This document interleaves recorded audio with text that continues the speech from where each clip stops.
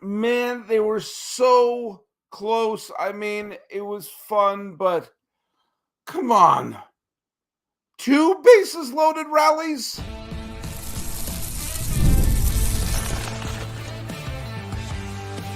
You are Locked On A's, your daily Oakland A's podcast, part of the Locked On Podcast Network, your team every day.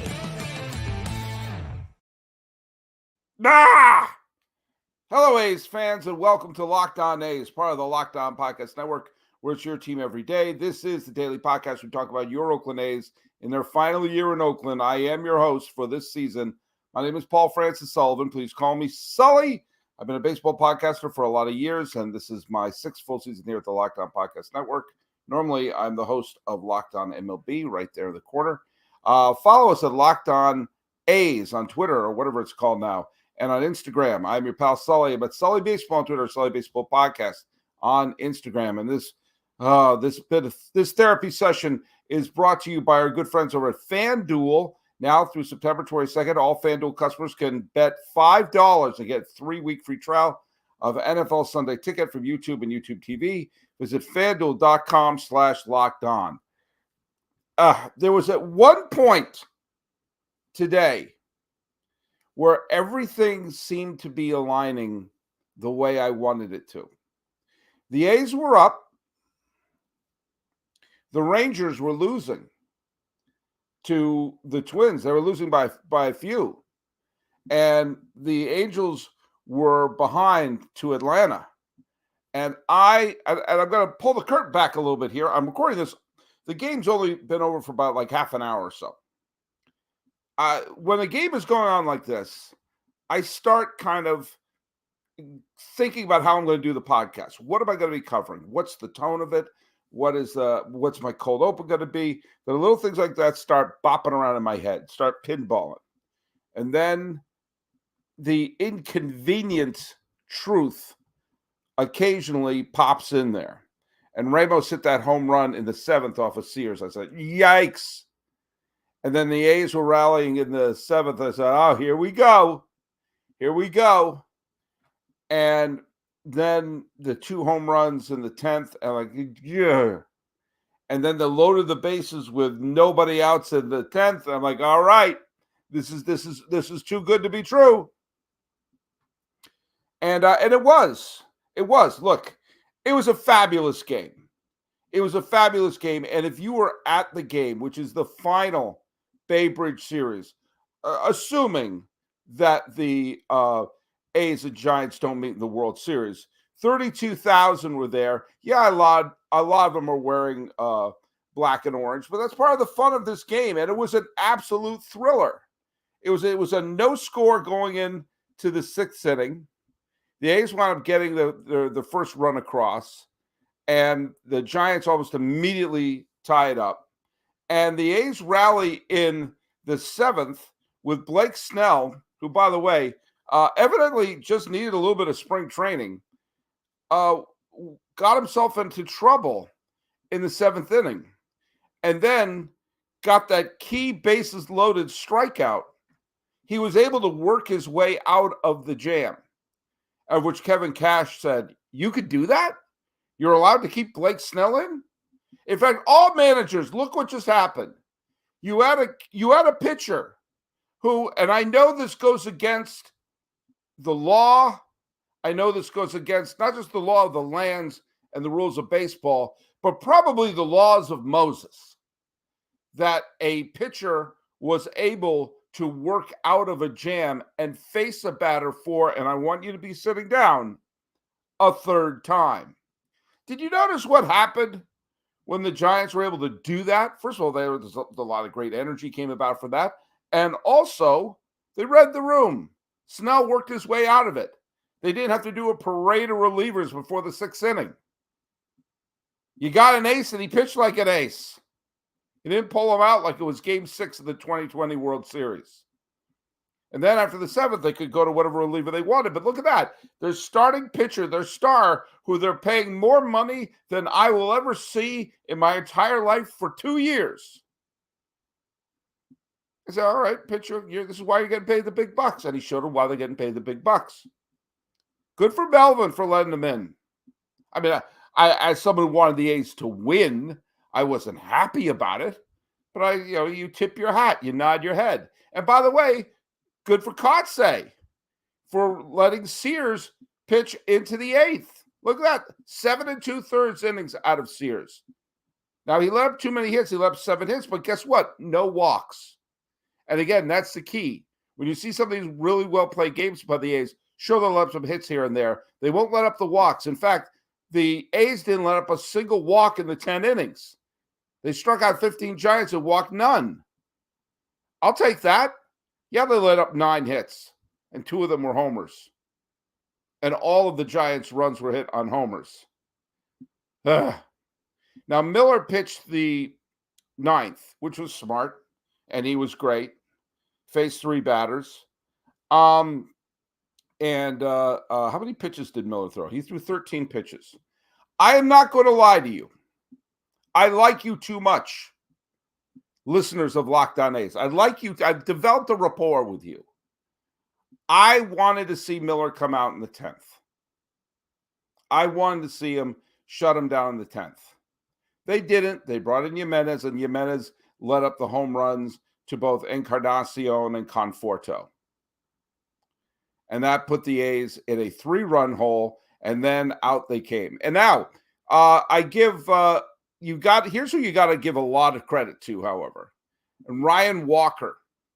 Ryan Walker, who he let 1 run up based on the error by Wisely. And there's a couple of boneheaded moments with the Giants. Yastrzemski trying to do a safety squeeze bombed badly. There were a couple of base runners who were thrown out. And then Wisely's fielding error allowed that run to come in. And ultimately, the bases were loaded. There were 2 runners on when Rooker came up, and he got a clean single, leaving it to Bleday, Andujar, and Langoliers. And one of them need to get a hit. If one of them got a hit, that game's tied. Walker struck out Bleday on a he was called third on a beautiful pitch. It was a curveball. Everyone knew it. And Duar got just overly anxious. And then Langoliers struck out. And you gotta just at some point you have to tip your cap and say, do you what? He got into a jam and he worked out of it. I had, when you watch a game, you imagine things. You imagine the scenarios. Which one of these paths will be the reality? And sometimes the reality is something really weird. An error, a ball ricocheting off a bird. But most of the time, it's something kind of normal. You say, oh, please get the base hit. Please get the base hit. Please get the out. He's going to strike out. And all the good scenarios and bad scenarios kind of all pop up like the screens of Minority Report in front of you. And, just Bleday, Andujar, and Langoliers. The law firm of Bleday, Andujar, and Langoliers, they all struck out. He did the job. Now, and with that, there will be no more Bay Bridge series. And I'm going to miss them. I'm going to miss them because they were always fun. The rivalry between A's and Giants, while heated, is not unreasonable. I lived in New York for a long time. And that gets ugly, the Mets-Yankees series. I've been to them. And it's just nothing to do with like the level of play on the field. I lived in New York when both the Yankees and Mets were bad. I lived in New York when the Mets were good and the Yankees were bad. I lived in New York when the Yankees were good and the Mets were bad. And then I was there in 2000 when they both won the pennant. And they started playing interleague in 97 when the Mets were starting to get good again. And there just is there's a anger and a bitterness from Met fans, and there's an arrogance from Yankee fans, and it gets to be ugly. Those little hats that you see at the Bay Bridge games, which would be half Giants, half A's. I hate those hats. Ding-a-ling, ding-a-ling. I don't like those hats. But the fact that they can exist shows that most people in the Bay Area understand that the Giants-A's rivalry is fun. Yeah, you could be obnoxious, but it's fun, is what it should be. It should be a fun time where you're standing alongside an A's fan, a Giant fan. You want this, you want that, you have a game like this, and it's fun. It's terrific. And we're going to miss that. Now, next year will be Sacramento, even though Major League Baseball won't acknowledge that. And that'll be different. It'll be interesting, kind of like when the Kings play the Warriors. There will be some regional factions to it, but it won't be two cities connected by a bridge, which, of course, has the symbolism of the 89 World Series, first as a positive and then as a negative thing. But we're going to miss this. I'm going to miss this. I'm going to miss the Bay Bridge Series from now on. I'm glad it ended with a thriller. I just, wish it could have ended with a bases clearing double.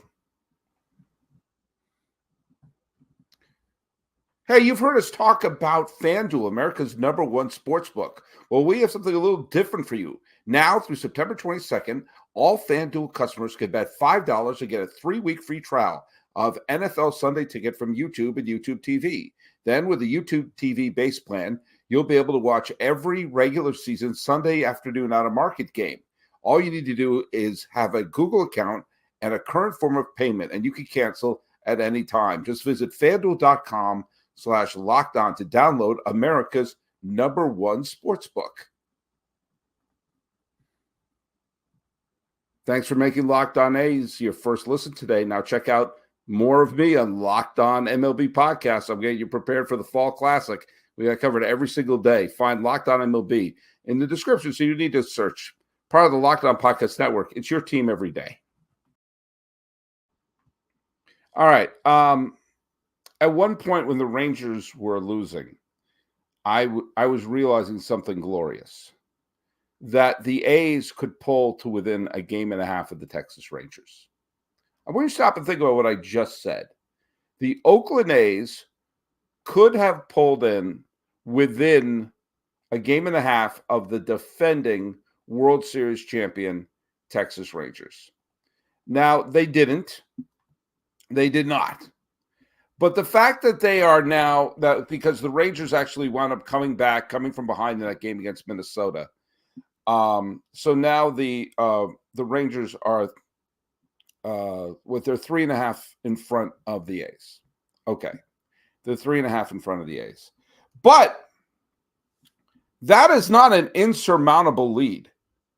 3.5 games separate the Oakland A's from the defending World Series champion Texas Rangers. If I had told you, forget at the beginning of the year, at the end of June, that the defending World Series champion Texas Rangers would be within range of the A's, you would have thought I had lost my mind.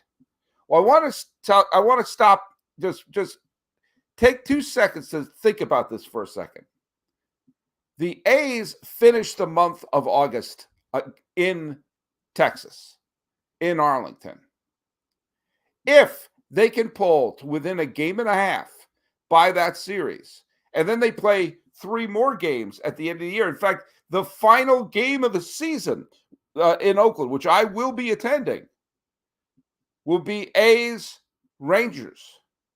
There is an outside chance, if the A's continue to play winning ball, they played winning ball all through July, they played winning ball now all the way through August. If they can continue to play winning ball and the Rangers continue to play losing ball, they've dropped 7 of their last 10 games, the A's have a chance to catch the Rangers.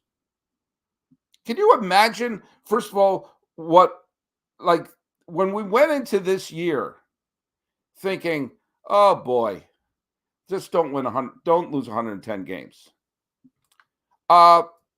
There's a couple of really terrific numbers I'm going to bring up pretty soon. But the fact that the defending champs could be within their crosshairs, so to speak. I don't mean a great violent imagery there, but within their sights shows what an improvement this team made. But I'm going to give you a number right now, and that's 38. 38. The number 38 is important for one major reason. The A's and the Angels, the one positive thing that did happen to the A's is that the Angels lost to Atlanta. And so the A's are still tied for fourth. They're still technically in the cellar. Fine. But they are tied for fourth with the Angels. So now the A's have 38 games left to play. 38. And they have to, now, none of those games are head-to-head with the Angels.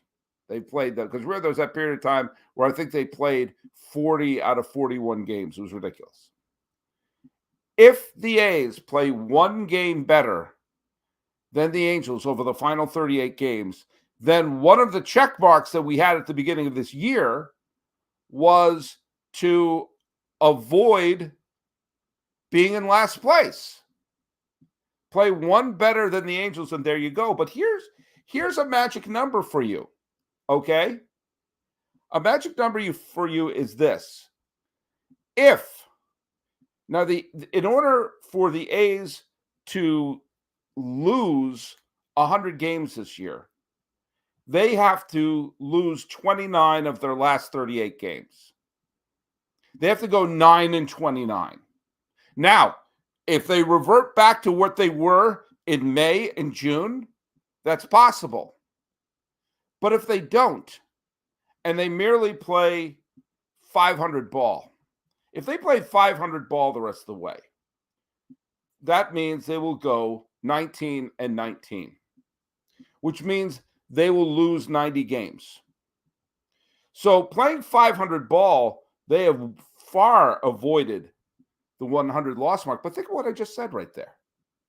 If they play above 500 for the rest of the way, for 38 games, just win more than you lose.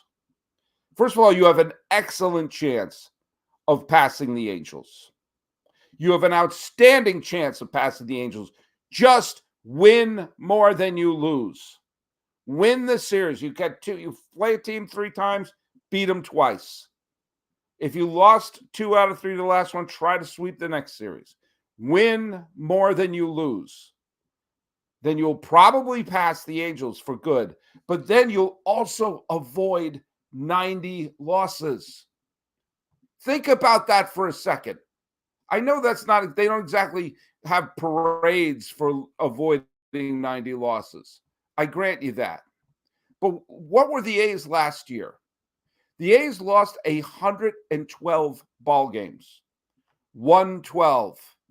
More than 110 losses. And if they avoid 90, that's like a 23-game swing. I don't care. Granted, it'll still be a losing record. But chances are it won't be a last place team. And that's improving by 23 games. That means in the final year in Oakland, with 2 grotesque months in the middle of the season, May and June were grotesque. They were like right out of David Cronenberg's The Fly. It was just hard to watch. But with all that in mind, the A's could avoid 90 losses, not finish in last place. And yes, if the Rangers continue a free fall, they could finish in 3rd. Now, do you want to really get ahead of yourselves? The A's are 10 games behind the Mariners.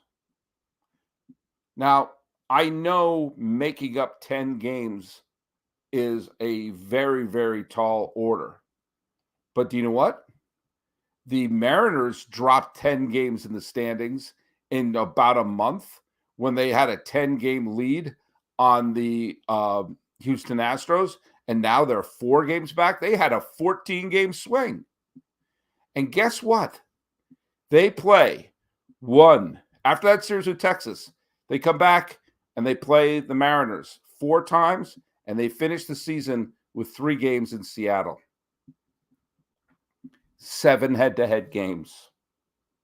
And the final game of the Oakland A's, they'll play their final home game, but then they have 3 games against the Mariners. That's right.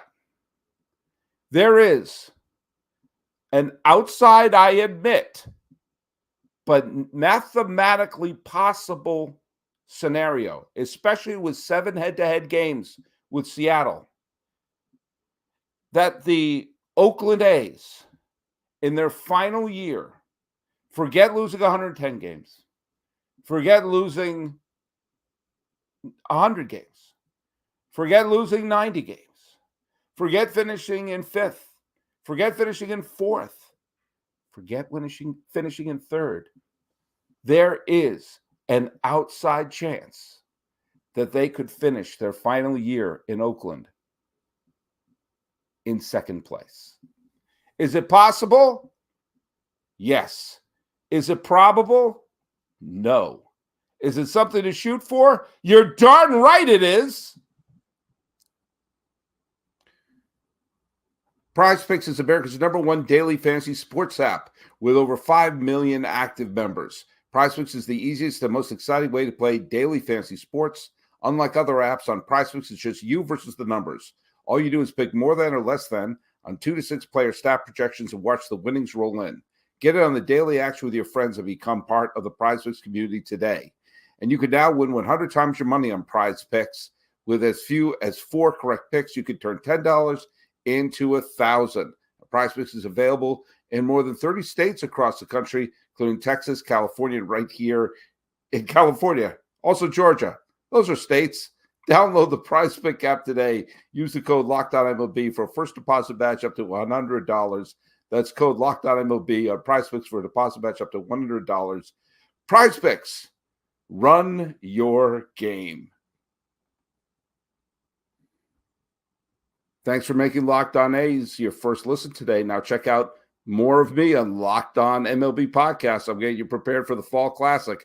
We got covered every single day. Find Locked On MLB in the description, so you need to search. Part of the Locked On Podcast Network. It's your team every day. Okay, let's see if anyone, but some of you showed up in the live stream. Good to see you. Rufus24 says, should have left Miller in the 10th. Yeah, it would have been nice.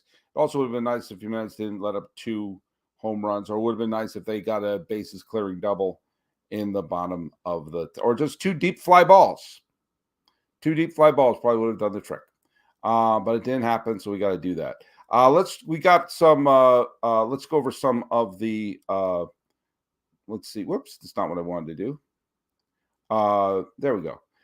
We get some of the viewer questions I got. Save the People 2004 says, plumbing issues excluded. The Oakland Coliseum is no worse condition than late stage Fulton County or Shea. If you excuse the sewage floating through the building, it's not as bad as these other notoriously bad stadiums. I was there during some of the latter year Shea. The Oakland Coliseum's a lot dirtier. There's just grimier. They clearly don't clean the place as often as they should, and they probably don't have they probably don't pay the people to do it. But I guess, do you want to say that, hey, the only thing that separates the A's stadium from the crumbling stadium they had in Queens and in Fulton County Stadium was raw sewage? Sure, I'll do that. We talked about the Oakland A's Hall of Fame. Will there be a 2025 Athletics Hall of Fame? I hope so. Where it will be, I don't know, as they're playing in a Giants minor league stadium next year. It's absurd they have to share it with the River Cats. I don't know the answer to that. I hope so. And I hope there's a celebration. I hope a lot of people from Oakland go out there. And based upon my trip to Sacramento, I hope it's a night game because it's hot there. Holy Toledo. I hit the podcast where I talked about what was the happiest moment you had as an Oakland A's fan. I got a bunch of people who agreed with this with Phil. I won't say your whole name. I'm over the age of 10. When they won the division, they came all the way back against the Rangers in 2012, I believe. That was a great moment. That team was one of the 2012 and the 2014 teams are my 2 favorite A's teams of all time. at least of recent years. And then I talked about Canseco's legacy the other day, and Midsummer Night said, guy ratted out the rest of the juicers when he needed the money. Now I'll pass on his legacy. In case you're wondering, Midsummer Night is a burner account for Rafael Palmeiro. I always love that. He was a rat. He was a rat. What is this, Oz? What are you, in prison? Yeah, he was motivated by, I think he was mainly motivated by, hey, these guys are frauds. I did the same thing. Now, he probably didn't have the best of motivations, but was he wrong? Now, a lot of people cheered him on, and a lot of butts were in the seats during the Canseco years. So that's his legacy for me. We got one more comment there. Don't know how they didn't score any runs with the bases loaded and no outs. I know, Ken DZ TV. I know. I was so ready to jump up in the air, but that's baseball for you. That's baseball. It's Derek Lowe striking out Terrence Long all over again. That just happens. It happens. And, if baseball were easy, it wouldn't have been since '89 that the A's had a championship. Well, so next up on the schedule, they're going to be playing Tampa's coming to town. The two teams that desperately need a new stadium. The A's are moving to a minor league park, and the Rays want to build their new park exactly where their current park is, even though everyone has told me that the location of the current park is the problem. If only we had a commissioner. So the Rays and the A's will be playing all days, and we'll be in a haze. So thanks for watching. Thanks for listening. Follow us at Locked On A's on Twitter, or whatever it's called now, on Instagram. I'm your pal Sully, but Sully Baseball on Twitter, Sully Baseball Podcast on Instagram. Frustrated that the A's couldn't pull it off, but optimistic that they have a shot at second place. This is Locked On A's. I'm your host, Paul Francis Sullivan. Please call me Sully.